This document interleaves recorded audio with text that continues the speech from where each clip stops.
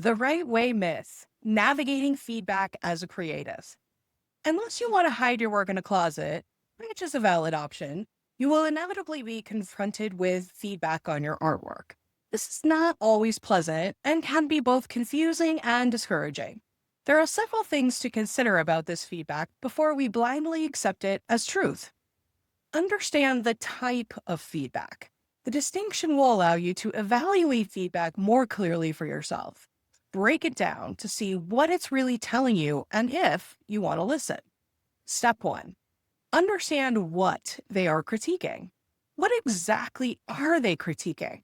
When you get negative feedback on a creative project, it often refers to either your approach or your outcome. When people find fault, they either want you to modify your process or make specific changes based on their preferences. Basically, you're doing it wrong versus you could be doing it better. Step two, understand how they are critiquing. How are they critiquing your work depends on whether they're observing facts based on what they see and sharing those observations, or if they're sharing opinions based on what they feel or how they interpret what they see. So, the difference between objective and subjective observations. I'm often asked how I can grade art because isn't it just opinion? My response is there are both objective and subjective observations. Objective observations include stating facts like what a color is or if a technique is achieved. These are facts that anyone with that knowledge can identify through direct observation. You could state the composition is imbalanced, and that would either be true or false. Subjective observations deal more with meaning and interpretation. They are opinion based. That same imbalanced composition could enhance the meaning of the artwork and be crucial to the messaging. The process. You're doing it wrong. This form of criticism questions your entire approach and finds fault in your process. In most cases, if you did it the right way, all of your problems would be solved. This message is everywhere. Have you noticed that media's biggest refrain right now is you're doing it wrong? It tells me they're selling something. Even if they're honestly trying to help, I feel this is an insulting way to deliver information. Researching anything, you will find endless solutions and opposing viewpoints, experts that don't agree. The reason being is that we're all different people with different physiologies and psychologies, resulting in a uniqueness that cannot be addressed in a one size fits all solution. One size does not fit all. One of my biggest pet peeves is when people try to tell you there's only one way to do things, and of course, their way is the right way. I'm a firm believer that the right way is the one that actually works for you. There's no one size fits all or magic formula. Honestly, it would be amazing if there were, but no, it's just not that easy. When doing it right goes wrong.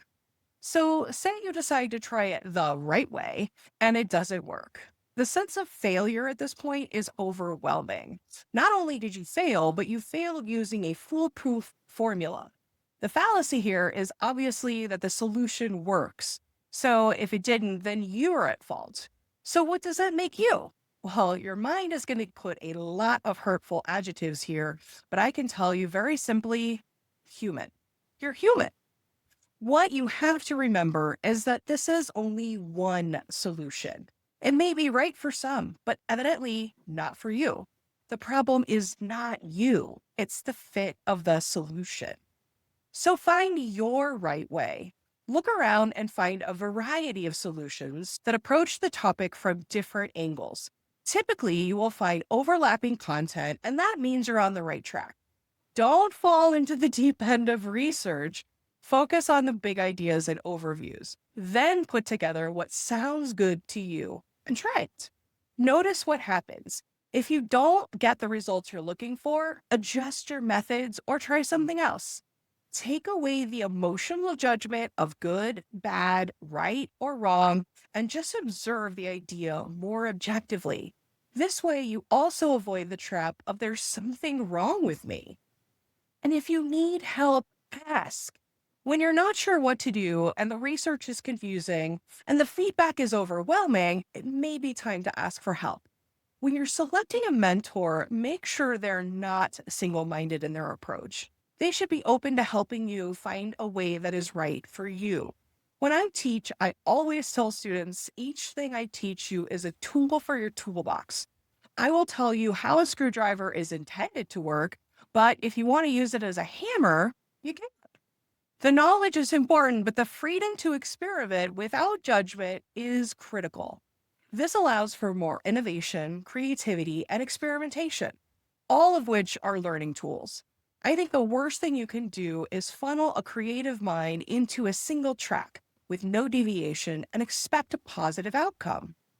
If this resonates, I would be honored to be part of your creative journey. In my coaching program, Make Art, we can discover what works for you, no experience required. The outcome, you could be doing it better. This type of feedback can often be interpreted as, I don't like it or it's not working. Oh, it will probably come wrapped in more interesting words, but that's what they're really saying.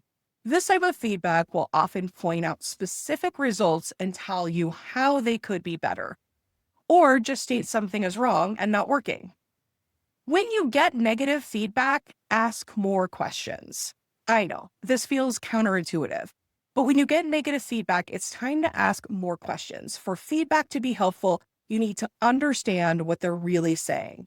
And if they can't clarify their thoughts, then it's easy to dismiss their comments. Next, consider the source of the advice. Who are you, and did I ask for your opinion?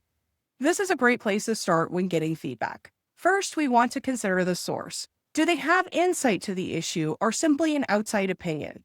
Are they a teacher, mentor, expert, or a well-meaning but uninformed friend? When I'm getting advice, the first question I ask myself is the relevance of the speaker to the topic at hand.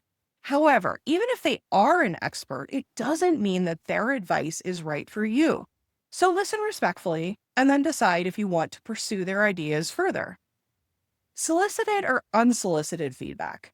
Consider the advice is solicited or unsolicited. Did you ask for this opinion? I tend to value comments I seek out more than those thrown at me willy-nilly. If I ask for an opinion, that means I value what that person has to say and I'm seeking out their specific perspective. I have reasons for doing that, which means more as I consider their comments, as opposed to someone simply sharing advice that I didn't ask for and in most cases don't want. When a partner or loved one chimes in.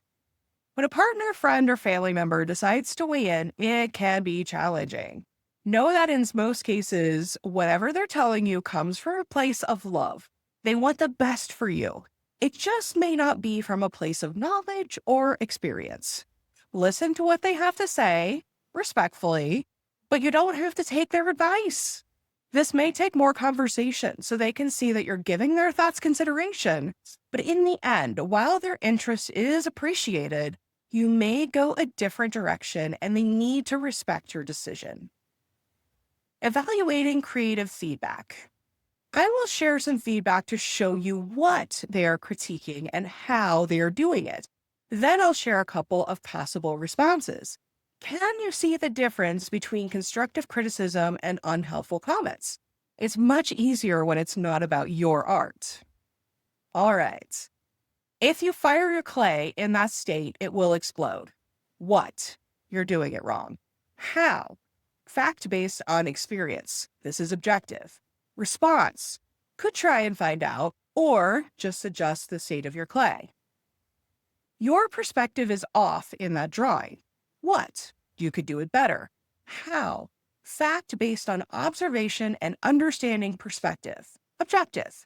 Response. I want to skew perspective to enhance my meaning, or I will adjust my angles. The colors in that painting are really confusing. What? You could do it better. How? Opinion based on their interpretation of your color application. Subjective. Response. That's the effect I'm going for, or I could work on it more. Your craftsmanship is detracting from your art. What? You're doing it wrong. How? Fact based on observation and understanding a specific craft. Objective. Response: that's intentional, or what specifically could I improve? Your trees look like lollipops. What? You could do it better. How? Fact based on observation. Objective. Response: thanks. That's what I was going for. I don't get it. What? You could do it better. How? Opinion based on their observation. Subjective. Response: okay. What do you mean by that? Is there something specifically that you don't understand? How it was made or what it means? I need more information for that comment. Finally, your work is like Woody Allen. I get it, but it's just not funny. This is actually real feedback I got from a college professor in grad school. What? You could do it better. How? Opinion based on their observation. Subjective. Response: can you please give me a comment that is relevant to any aspect of my actual art? Can you see the difference between constructive criticism and unhelpful comments, and how important it is to clarify what they're trying to say? The result is take what you want and leave the rest. When people give you feedback, advice, or the perfect solution, I always recommend hearing them out and then taking what you want, leave the rest. It's your life. You're not obligated to live it their way. Or change your art to suit them. However, being open to these comments can lead to new ideas. You just never know. Authentically align with what's right for you. Just remember, when receiving feedback, it's your prerogative as a creative whether you want to make changes based on that feedback or not. There will be times you may need to cry or scream. We get emotionally attached to our work, no question. Once you're done, though, I want you to come back to this conversation and apply some logic to the feedback and decide to take it or leave it. Consider what you're trying to accomplish and ask yourself if that feedback is important to you. Is it aligned with your intention? Better understanding our intention can help us identify solutions aligned with our goals. It also allows us to effectively evaluate constructive criticism and feedback. You are the artist. Never forget that. If you enjoyed this episode, subscribe to my Substack, podcast, or YouTube channel. Thanks for joining me. Until next time.